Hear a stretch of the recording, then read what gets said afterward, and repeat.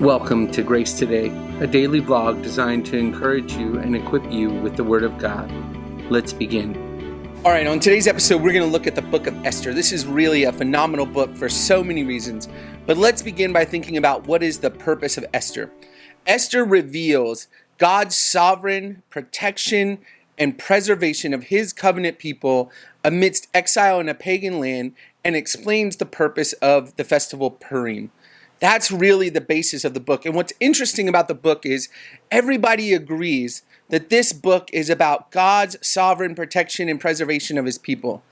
And yet the name God is not in the book in any form. Not God, not Lord, not Yahweh. There is no direct mention of God in this book. And that really almost serves like a rhetorical device. It's so clear that God is caring for his people that he doesn't even have to be directly mentioned. It's really an amazing book. How will we break down this book?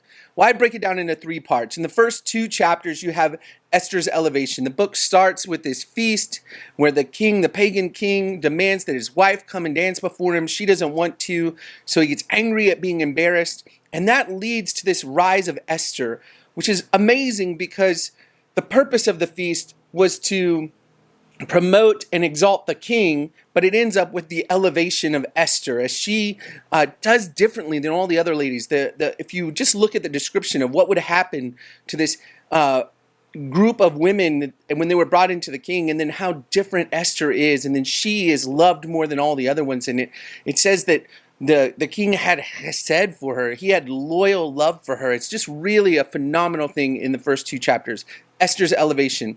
And then you have this plot and Israel's protection in chapters 3 through 7 as the wicked man Haman rises up and he wants to kill Mordecai and all his people, and Esther leads the people in a fast and goes in before the king, putting her own life at risk. It's an amazing display of faith where she says, if I die, I die. It's this amazing thing. And it ends up being that God turns it around where, in a perfect display of what's taught in Proverbs, the evil Haman falls into his own trap. Mordecai is protected, Esther's uncle is protected, and Haman is hung on the gallows that he meant for Mordecai. He fell into his own trap.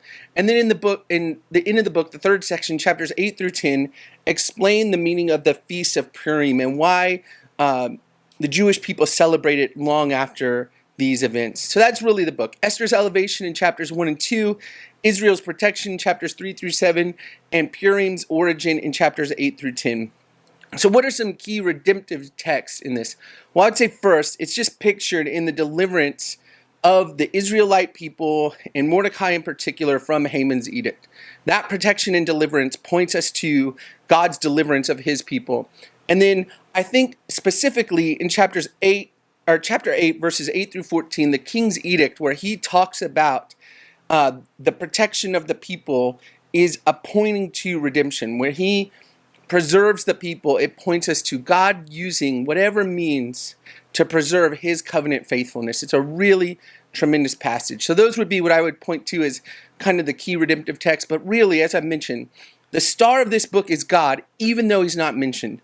And that points us to redemption in and of itself. God is always in control, whether men or women acknowledge him or not. And that is the ultimate lesson of the book of Esther. I love you, Grace Community. I'm praying for you. Have a great day. Thanks for tuning in to the Grace Today vlog. For more information on Grace Community Baptist Church in Elgin, Texas, or how you can support this ministry, check out the links in the description below. See you tomorrow.